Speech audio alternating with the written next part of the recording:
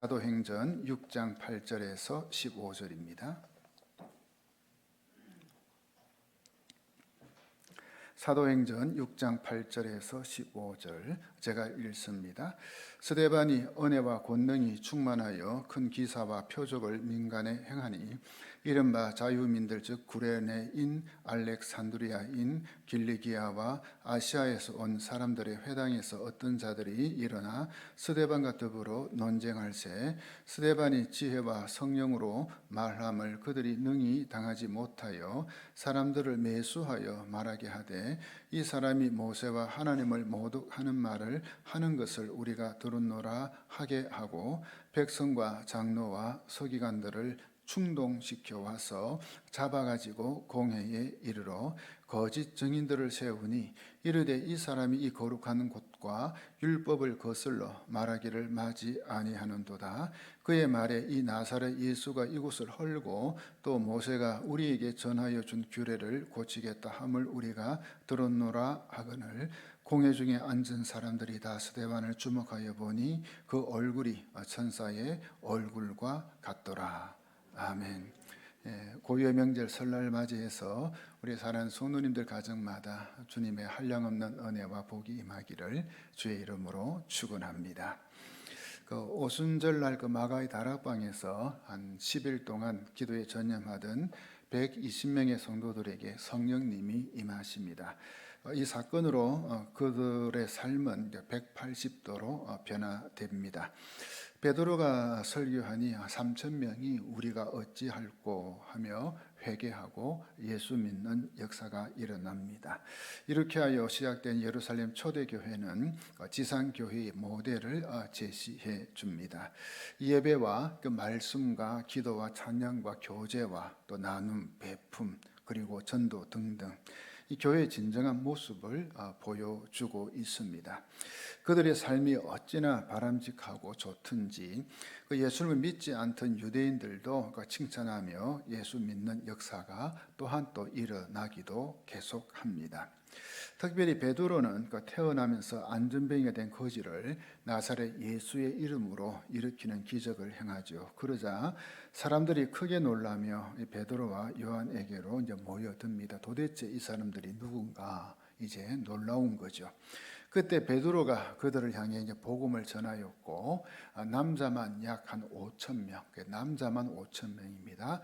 예수 믿는 역사가 또 일어납니다. 하지만 이 유대교 지도자들은 베드로와 요한을 체포하여 예수의 이름으로 이제 전하지 말 것을 엄중히 경고한 후에 풀어줍니다. 이렇게 풀어준 것도 이제 많은 사람들이 이제 베드로와 요한이 안전뱅이를 일으킨 사건을 이제 보았기 때문에 손을 댈 수가 없었던 거죠. 이제 풀려난 베드로와 요한은 성도들이 모여 있는 곳에 가서 이 유대교 지도자들이 자기들을 위협한 사실을 이제 알려주죠. 그러자 모인 성도들이 이제 한 마음으로 하나님께 소리를 높여 기도합니다. 바로 우리가 흔히 이야기하는 합심 기도, 이 합심 기도를 정말 소리 높여 부르짖으며 기도한 것입니다. 그 기도회가 이제 마칠 무렵이었습니다. 갑자기 모인 곳이 진동합니다. 그러니까 성령의 놀라운 역사가 일어난 거죠. 모인 곳이 진동하고 동시에 이 성도들은 이제 또 성령 충만 받습니다. 그래야 또 밖에 나가서 담대히 또 하나님의 말씀을 전합니다. 이들이 모여서 기도한 것 중에 하나가 바로 이런 여러 가지 이제 그런 핍박 또 반대, 공격에도 불구하고 담대히 하나님의 말씀을 증거할 수 있도록 이제 도와달라. 이 기도를 했기 때문에 말씀을 전하는 겁니다. 특별히 이제 사도들을 통해 이 표적과 기사가 많이 일어났고 심지어 이제 베드로를 통해서는 정말 놀라운 신유와 축사의 능력이 나타납니다. 그래서 베드로가 지나가면 사람들이 몰려들었고 심지어 베드로의 그 그림자가 덮이는 것 그것까지 이제 원해서 사람들이 이제 몰려듭니다. 근데 놀랍게도 그때마다 많은 병자들 또 귀신 들린 자들이 이렇게 치유받고 또 낫는 역사가 일어나는 거죠. 그래서 이를 통해 믿는 자의 수가 급속하게 늘어납니다. 급속하게. 하지만 부흥이 일어날수록 유대교 이제 종교 지도자들의 반대와 위협도 점점 더 심해집니다. 그러니까 우리가 정말 교회가 부흥이 일어날 때에 여러 가지 모양으로 반대 또 그 위협 있다는 것 우리는 알아야 됩니다. 그들은 이 사도들을 감옥에 가둡니다. 근데 밤중에 천사가 감옥 문을 열어버립니다. 또 하나의 기적이죠. 그래서 이제 사도들을 끌어내서 다시금 성전에 가서 또 말씀을 전하라 일러줍니다. 정말 희한한 일이 일어납니다. 이 감옥에서 나온 사도들은 그 말씀대로 성령께서 들려준 음성대로 성전에서 생명의 말씀을 또 가르칩니다. 또 이를 알게 된 유대교 지도자들이 또다시 이 베드로와 사도들을 체포하여 이제 공회 앞에 세웁니다. 이 공회라는 것은 우리가 아는 것처럼 그 산헤드린 공회, 그래서 유대교에 있어서 최고의 그 의결 기관입니다. 거기에 세웁니다. 베드로는 그들 앞에서 거침없이 또 예수 그리스도를 증거합니다. 자, 이렇게 해서 사도행전은 다음에 9절로 마무리됩니다. 5장 42절 보십시오. 그들이 날마다 성전에 있든지 집에 있든지 예수는 그리스도라고 가르치기와 전도하기를 그치지 아니하니라. 그런 이제 공격, 핍박, 반대, 위협 속에서도 날마다 성전에 있든지 집에 있든지 예수는 그리스도라 가르치고 전도하고 이걸 멈추지 않습니다. 바로 성령 충만 받으니까 사람이 이렇게 되는 겁니다. 그리고 사도행전 6장 1절은 그때의 제자가 더 많아졌는데 이 말씀으로 시작됩니다. 그러니까 예수가 그리스도다 가르치고 전도하고 날마다 성전에서 집에서 어디든지 그 결과가 제자가 많아졌다. 쉽게 이야기하면 예수 믿는 사람들이 많아졌다 이겁니다. 다르게 이야기하면 이 예루살렘 초대교회가 부흥했다는 거죠.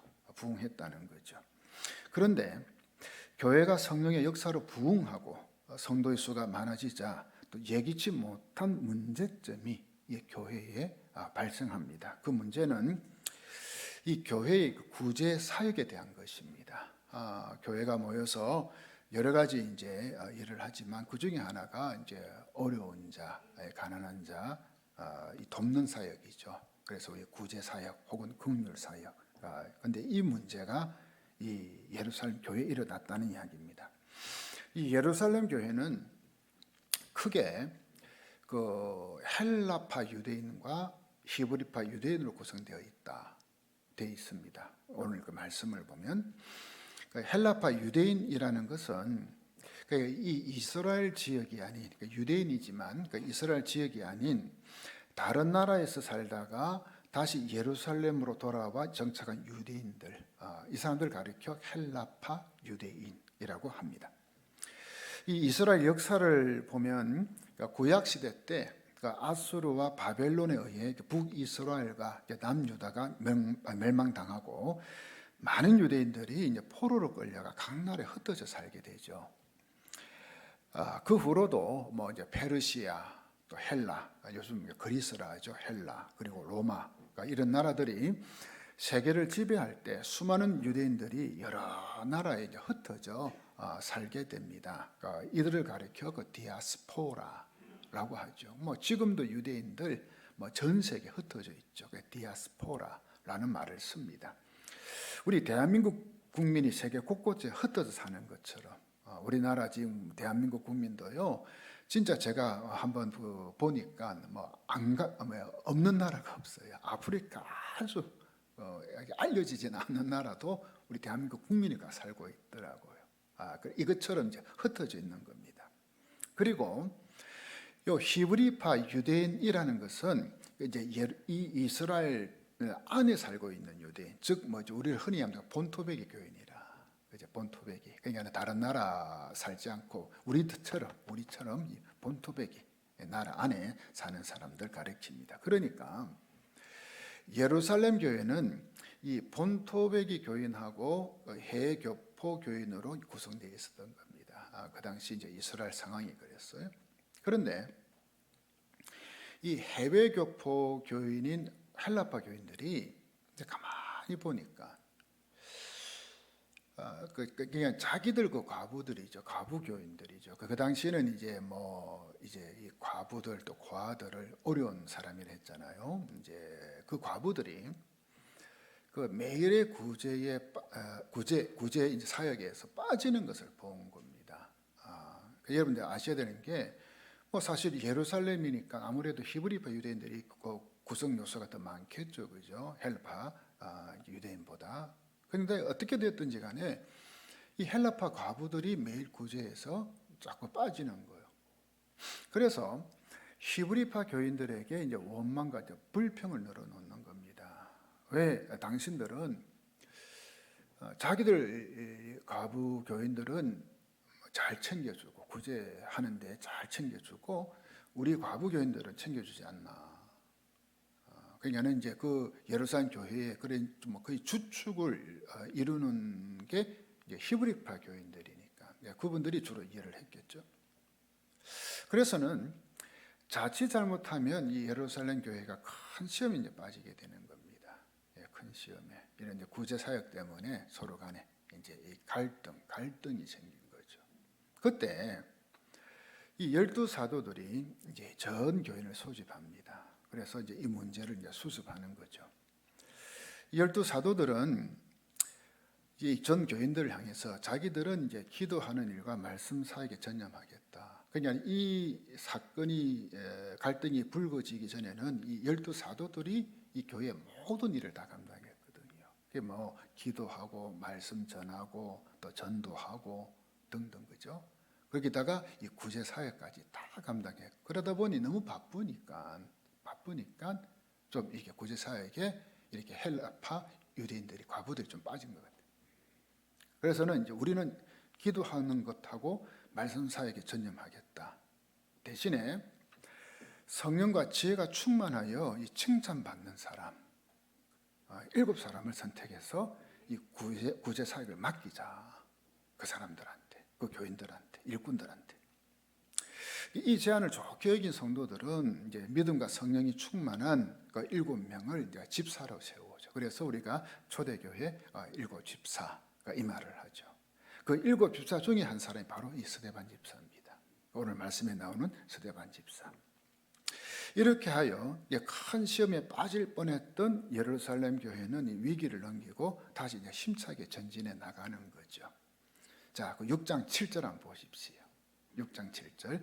하나님의 말씀이 점점 왕성하여 예루살렘에 있는 제자의 수가 더 심히 많아지고 허다한 제사장의 무리도 이 도에 복종하니라.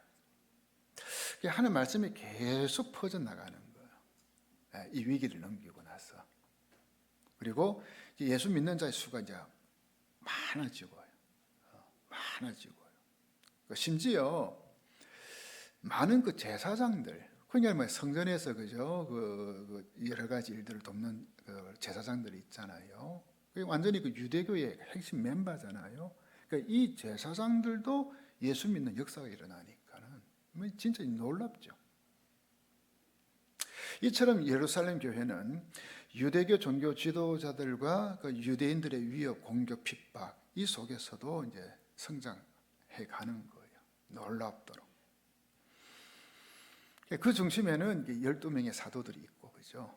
이분들. 거기다가 지금 이제 이 7명의 이 집사들이 있었던 거죠. 오늘 본문은 이 7명의 집사들 중에 그 스데반 집사를 이제 소개하고 있어요. 그러면서 우리는 이제 이 스데반 집사가 어떤 사람인가? 이걸 우리가 한번 볼 필요가 있다 이거죠. 네. 우리가 배우고 또 본받을 게 너무 많기 때문에 이분이 어떤 분인가? 이 스데반 집사는 이 교회 이제 구제 사역을 감당할 일꾼으로 세움 받았잖아요. 그런데 거기에 그치지 않고 이 복음을 전하는 일에도 앞장을 서요.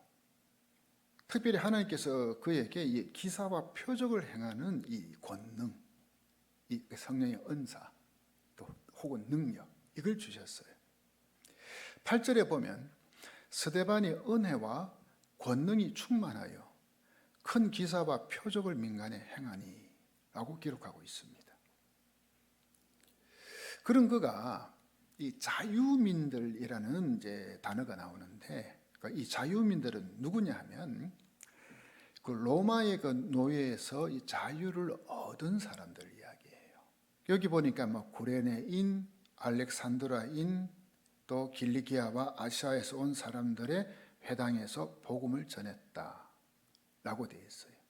그러니까는 로마의 노예로 있다가 자유를 누리고 얻고, 그래서는 뭐냐면 이 예루살렘에 있는 그 회당이라 하죠, 그죠? 그 유대교 회당.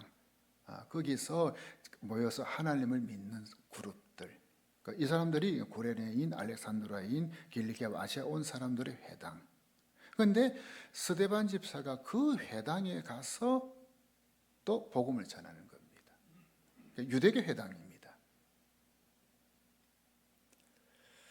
쉽게 이야기하면 유대교를 신봉하는 해교포 유대인들의 회당에서 복음을 전하는데, 그러는 중에 어떤 자들과 이제 논쟁을 벌이게 됩니다. 여러분 사실이죠. 당연하죠. 스데반은 결국은 뭡니까?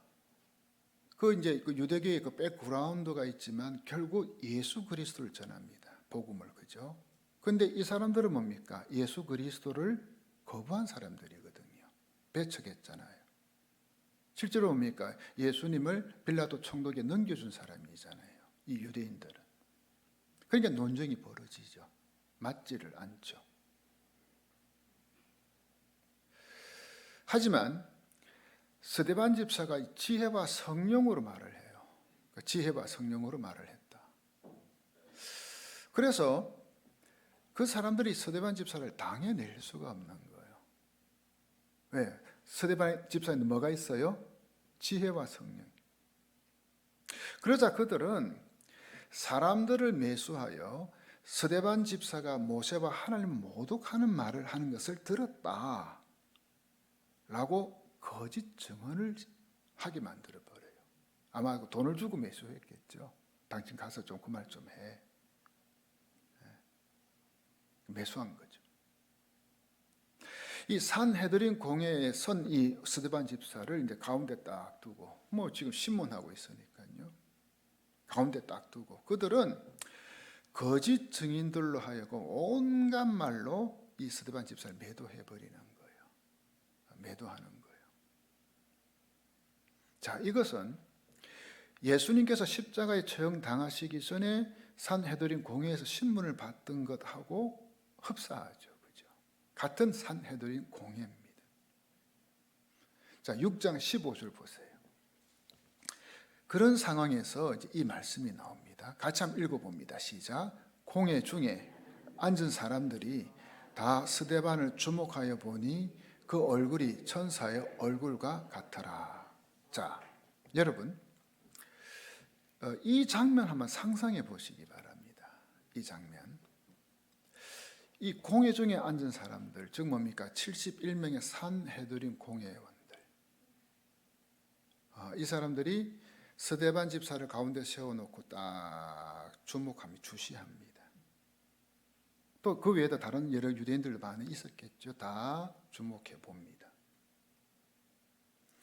자, 여러분, 그들이 어떤 눈으로 스데반 집사를 주목하고 있었을 것 같아요? 어떤 눈? 야, 이러면 어떻게 잡아 죽일까? 야, 이놈에게 어떤 제목을 덮어 씌워서 처형해 버릴까? 지금 이 판이잖아요, 그죠? 결코 뭐 부드럽거나 미소 짓는 눈은 아니었을 것 같아요. 이 살기가 가득한 눈으로 이 스데반 집사를 쳐다보았다는 게 가장 어울리는 말일 것 같아요. 그럼에도 스데반 집사의 얼굴이 천사의 얼굴과 같았다라는 겁니다. 이 상황 속에서 스데반 집사의 얼굴이 천사의 얼굴과 같더라. 사도행전 7장 1절에 보면 공회에서 신문을 하던 대제사장이 스데반 집사에게 묻죠. 이것이 사실이냐? 그러니까 거짓 증인들 세워서 스데반을 매도하는 그 말들이 사실이냐, 이거 묻는 거예요. 틀림이 없느냐고.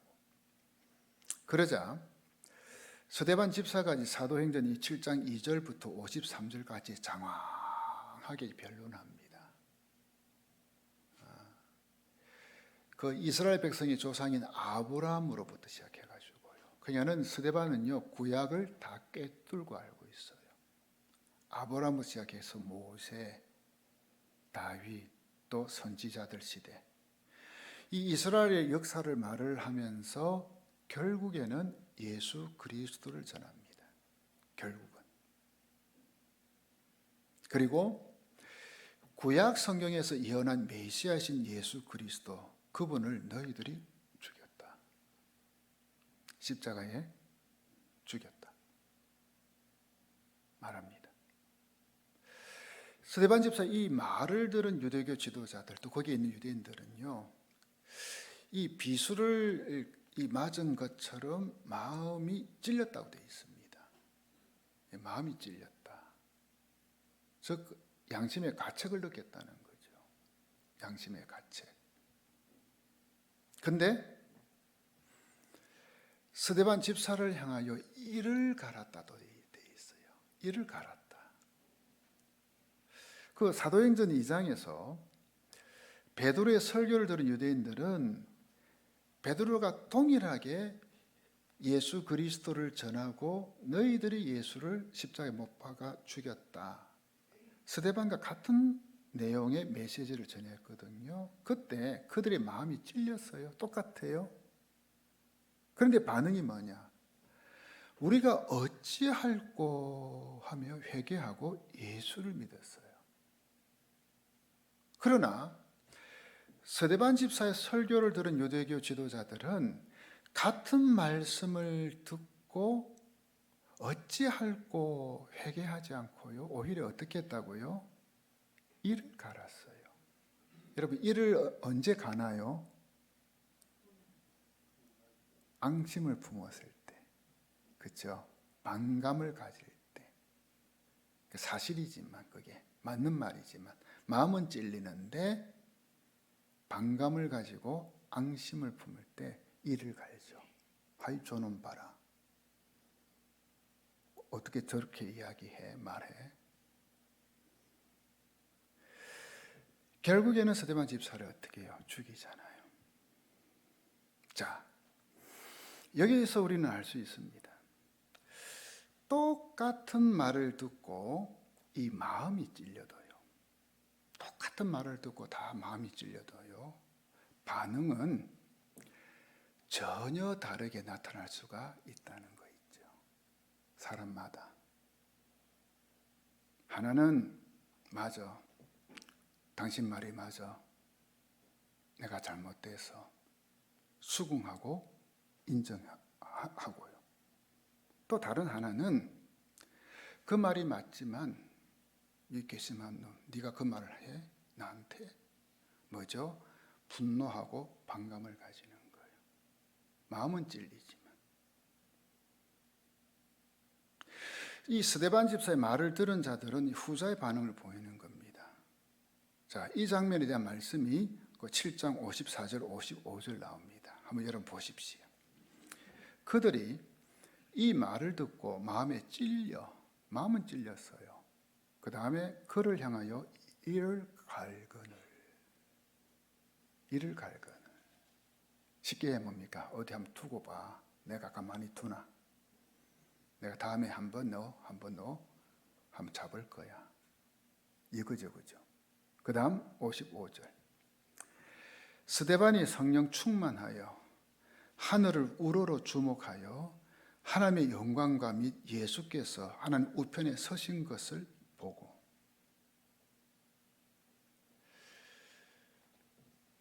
이 공회에 앉아있는 많은 사람들은 스데반 집사에게 이를 갈면서 정말 뭡니까? 살기어린 눈으로 쳐다봅니다. 그런데 스데반 집사는 이런 상황에서 성령 충만했다는 거 있죠. 이야, 이런 상황에서 성령 충만했어요. 그가 성령 충만하니 자기를 향해 이를 가는 사람들을 쳐다보지 않고 하늘을 쳐다봐요. 하늘을 쳐다보니 하나님의 영광과 예수님께서 하는 우편에 서 계신 것을 보는 거 있죠. 그래, 여러분 잘 들어봐요. 우리가 성령 충만하면요, 쳐다보는 게 달라요. 성령 충만한 사람은. 스데반 집사가 보라, 하늘이 열리고 인자가 하나님 우편에 서신 것을 보노라. 왜요? 예수님 봤으니까. 외쳤습니다. 그러자 그들은 큰 소리를 지르며 길을 막습니다. 듣기 싫다 이거죠. 일제히 스데반 집사에게 달려들어서 그를 성 밖으로 끌어내서 돌로 쳐버립니다. 스데반 집사는 돌에 맞아 극심한 고통 중에 죽어가면서도 하나님께 부르짖으면서 기도합니다. 주 예수여, 내 영혼을 받아주시옵소서. 돌에 맞아 죽으면서도 자기 영혼 받아달라고 기도합니다. 그리고는 무릎을 꿇고 큰 소리로 또 외칩니다. 주여, 이 죄를 그들에게 돌리지 마옵소서. 이 말을 하고 그는 숨을 거둡니다. 여기서 우리는 질문해 볼 게 있습니다.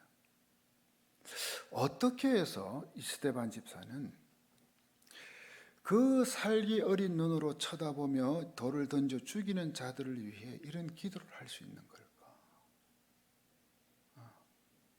어떻게?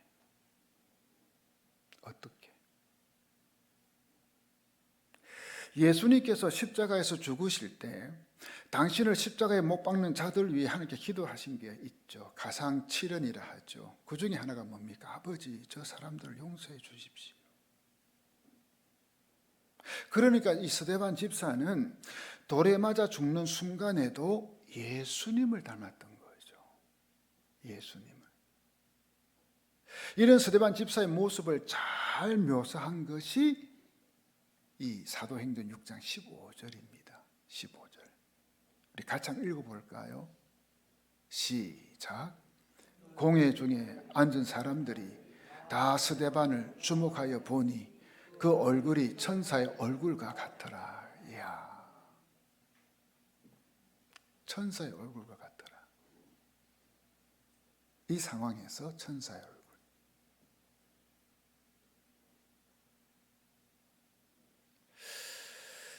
이 거짓 증인들을 세워 자기를 해코지하려고 하는 자들이 눈을 시퍼렇게 뜬 채 뚫어지게 쳐다보고 있는데 이 천사의 얼굴을 하고 있다니. 이 살기와 음모와 거짓이 난무한 아주 그런 악한 상황, 그런 악한 자들이 그죠? 그렇게 둘러싸고 있는 그런 상황 속에 처해 있는 사람의 얼굴이 천사의 얼굴이라니.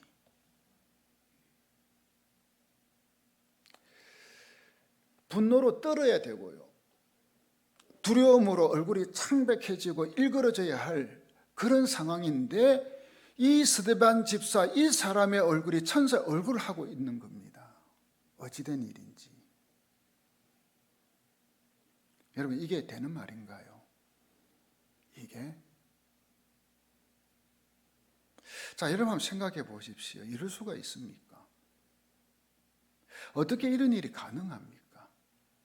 여러분, 가능하다고 생각하십니까?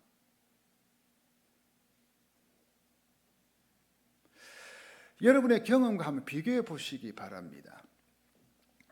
스데반 집사처럼 이런 경우까지는 아닐지라도 뭔가 모르게, 그죠? 관계 속에서 내가 조금 손해보고 또 오해받고 심한 모욕감을 느끼고 그런 경우에 이 천사의 얼굴을 하는 게 가능했습니까? 어떻습니까?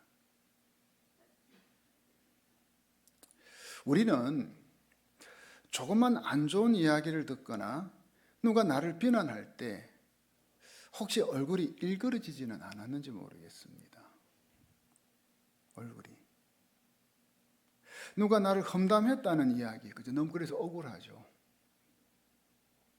그 이야기에 감정을 폭발시키지는 않았는지요, 우리가. 그죠? 얼굴이 불그락, 푸르락. 갑자기 뭡니까? 얼굴이 바뀌는 거 있죠. 사실 싸울 때 누구나 다 한 성질 하잖아요. 그죠? 싸울 때. 성질 없는 사람 어디 있어요? 다 성질이 있죠. 물론 다 그런 건 아니지만 대체적으로 다 인간이기 때문에 뭐 목사든 장로든 권사든 사실은 마찬가지인 것 같아요. 싸울 때 보니까 한 성질 다 하더라고요. 억울한 일을 당하거나 분노가 치밀어 오르면 이 표정 관리 잘 안 되잖아요. 대부분 어떤 사람들은 딱 1초도 안 걸려요. 0.1초 만에 얼굴이 표정이 탁 바뀌어버려요. 확 바뀌어요. 예수 믿으면서도.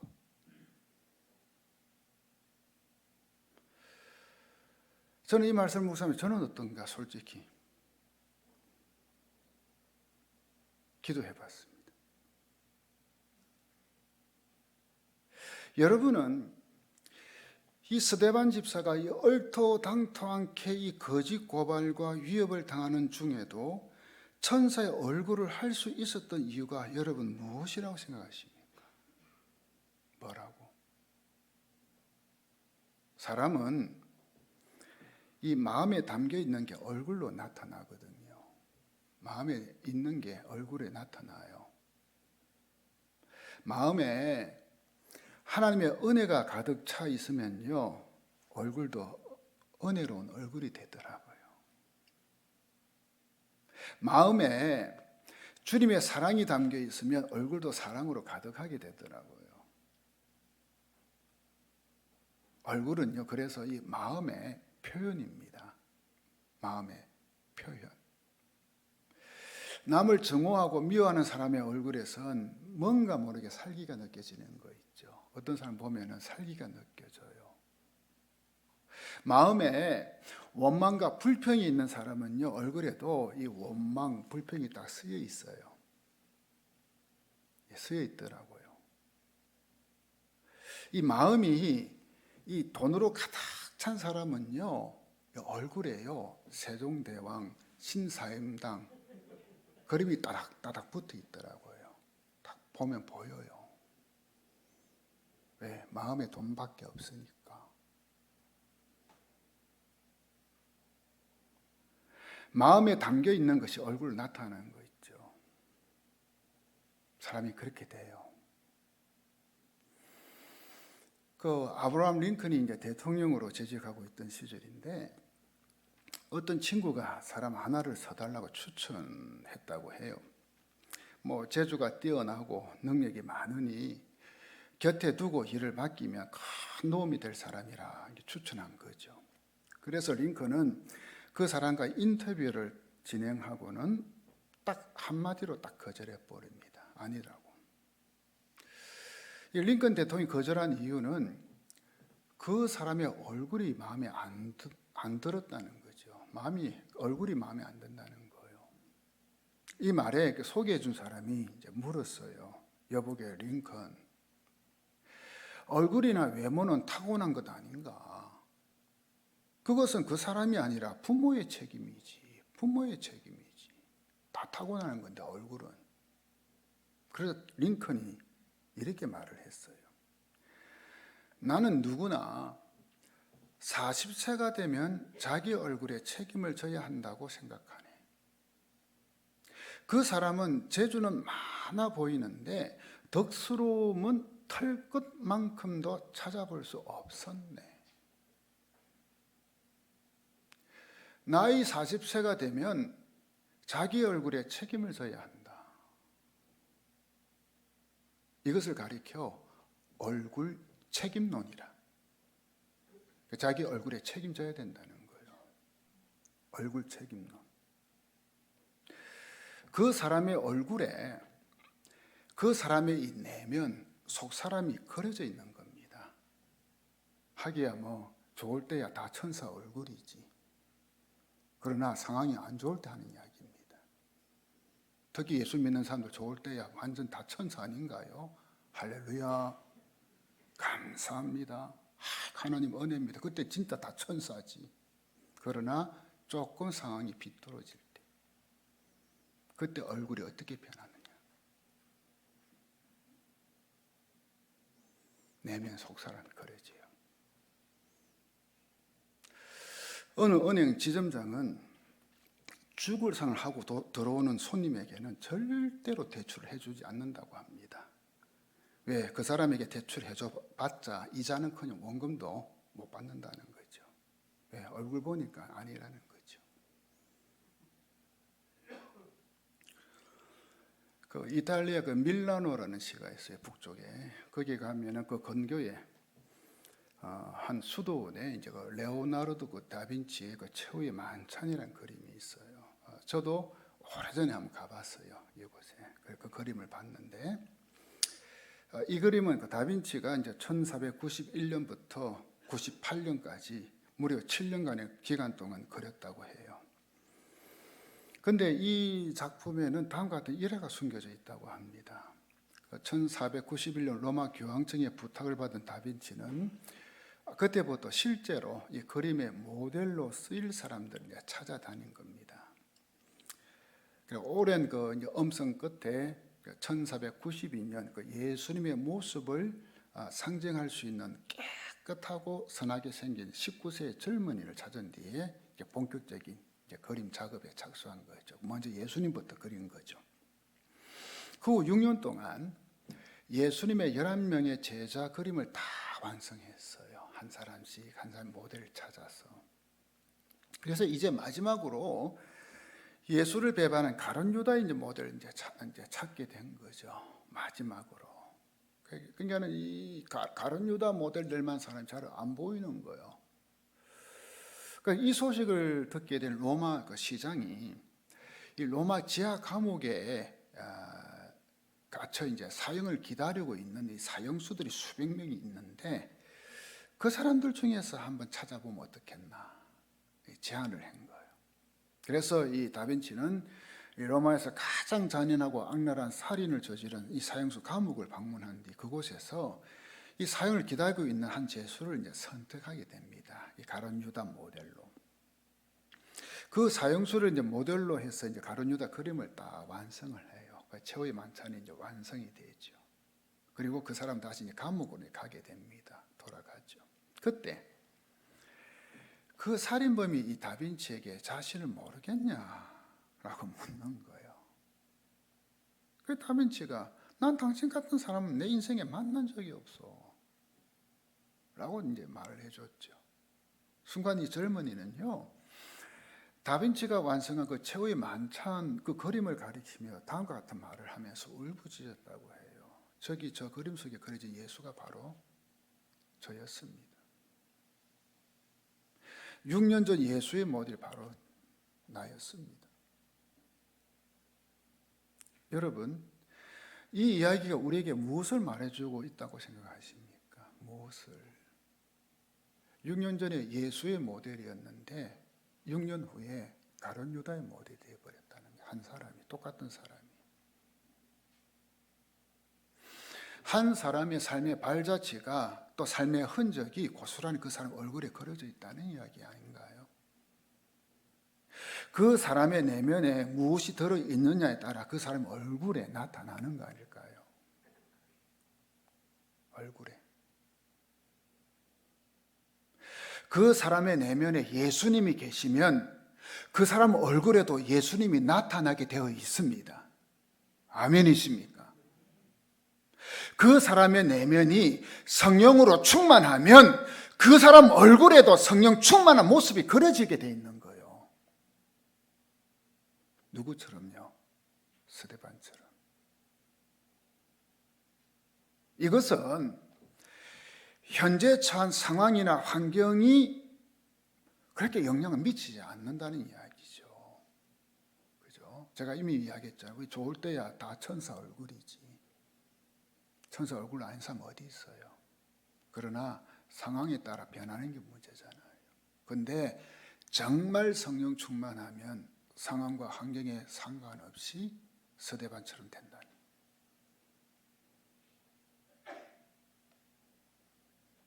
지금 스데반 집사는 거짓과 모함과 위협과 공포의 공회 앞에 서 있습니다. 상황과 환경으로 따지면 이 두려움과 분노로 얼굴이 그냥 일그러져도 뭐 수백 번, 수천 번 일그러져야 당연한 일입니다. 그러나 그의 얼굴은 천사의 얼굴을 하고 있었다. 이겁니다. 천사의 얼굴. 왜냐하면 그의 속 사람이 성령으로 충만했기 때문에. 그의 내면이, 마음이 주님의 은혜로 충만했기 때문에. 이 스데반 집사에 대해 언급한 말씀들 우리가 몇 군데 한번 봅시다. 이분에 대해서 어떻게 소개하고 있는지. 6장 5절 한번 보십시오. 6장 5절입니다. 믿음과 성령이 충만한 사람 스데반. 믿음과 성령이 충만한 사람 스데반. 그 다음 6장 8절 한번 보십시다.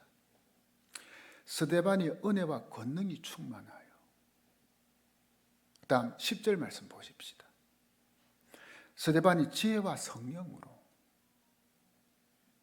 그리고 마지막 7장 55절 한번 보십시다. 스데반이 성령 충만하여. 그러니까 믿음, 은혜, 권능, 지혜가 충만한 것은 바로 성령 충만한 것과 같은 단어라는 얘기예요. 같은 말이라는 거예요. 믿음 충만이 곧 성령 충만이고요. 은혜 충만이 곧 성령 충만이고요. 권능 충만이 곧 성령 충만이고 지혜 충만이 곧 성령 충만이고요.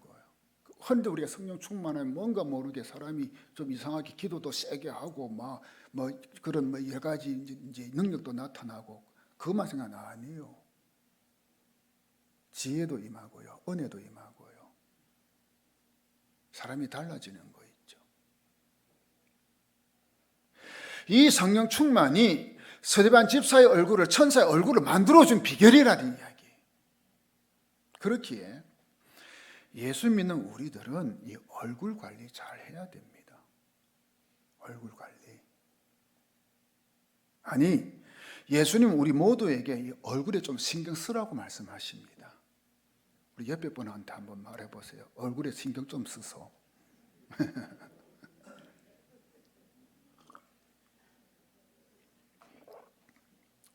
여러분, 흔히 이야기하는 어디 가서 피부 관리하고 얼굴 관리하는 말 아니죠? 아시죠? 그죠? 오해하지 마세요. 마음 관리 잘하는 겁니다.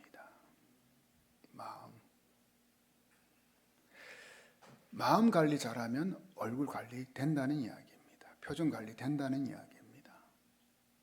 근데 마음 관리를 잘하는 방법은 다른 거 없어요. 예수님과 교제하면 돼요. 예수님과 교제해봐요. 말씀과 기도 가운데 예수님만 만나고요. 그분과 깊이 사귀는 겁니다. 그분과. 그러면 성령 충만한 사람이 됩니다. 내 마음에 예수로 꽉 차게 되니까. 저는 그래서 여러분에게 오늘 이 말씀을 통해 이 얼굴 관리에 탁월한 효과가 있는 정말 기가 막힌 화장품 하나 좀 소개할까 합니다. 그 화장품 이름은 성령 충만 화장품. 할렐루야. 성령 충만하면요, 뭐 미움, 분노, 욕심, 그런 정말 뭡니까? 우리가 좀 피해야 할 거, 그죠? 그런 것에 이 얼굴이 완전히 이 얼굴이 꽉 매여 있는 거, 그게 천사의 얼굴로 변하는 거 있죠. 성령 충만하면. 오늘 설날인데 설날 맞이해서 제가 여러분한테 이 귀한 선물 한 세트씩 드릴게요. 예배 마치고 나가실 때 꼭 받아가시기 바랍니다. 예, 공짜로 드리겠습니다. 선물이니까 꼭 받아가십시오. 무슨 말인가요? 성령 충만하십시오. 성령 충만하십시오. 그게 우리에게 최고입니다. 여러분, 얼굴은 마음의 창입니다. 마음의 창. 이 마음의 모양대로 얼굴의 모습도 변합니다. 현재의 마음 상태가 얼굴에 그대로 나타난다는 거죠. 나타난다는 거죠. 현재 여러분들의 얼굴 어떤 모습을 하고 있는가 한번 여러분 곰곰이 오늘 집에 가시거들랑 거울 한번 보십시오. 내 얼굴 어떤가. 아이고 주름살이네. 이거 보지 말고 정말 내가 천사의 얼굴을 하고 있나. 아니면 화가 잔뜩 난 얼굴인가. 제가 어떤 분을 만나면 조금 겁이 나요. 얼굴이 화가 너무 나 있어요. 또 어떤 분들은요, 와 그렇게 얼굴이 불만이 가득한지. 또 어떤 분들은요, 이게 뭐야 근심 걱정이 뭐 이게 뭐 줄 쳐져 있어. 어떤 분들은 뭐 이 욕심이 따닥따닥 붙어 있어. 아이고. 왜요? 마음이 그러니까.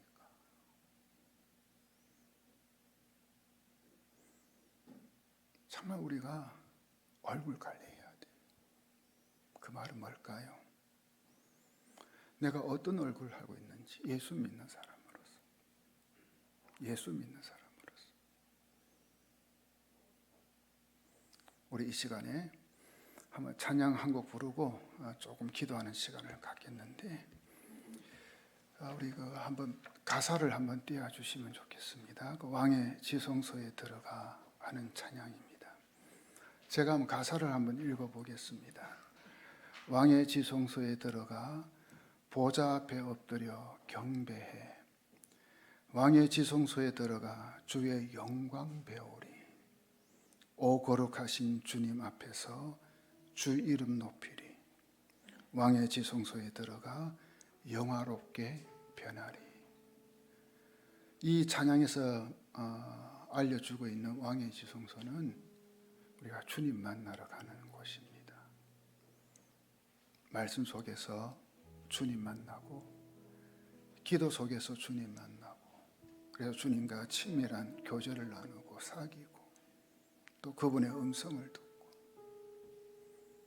그런 가운데 내 이 마음이 주님 주시는 그 평안, 기쁨, 감사 채워지고 그게 바로 성령 충만이죠. 그 영광을 체험하게 되면 나도 모르게 나도 영화롭게 변화가 일어나요. 마음의 변화가 일어나고 그게 얼굴로 이제 드러나는 거죠. 우리가 이 사실을 다시 한번 사모하며 이 찬양 기도하는 마음으로 같이 불렀으면 합니다.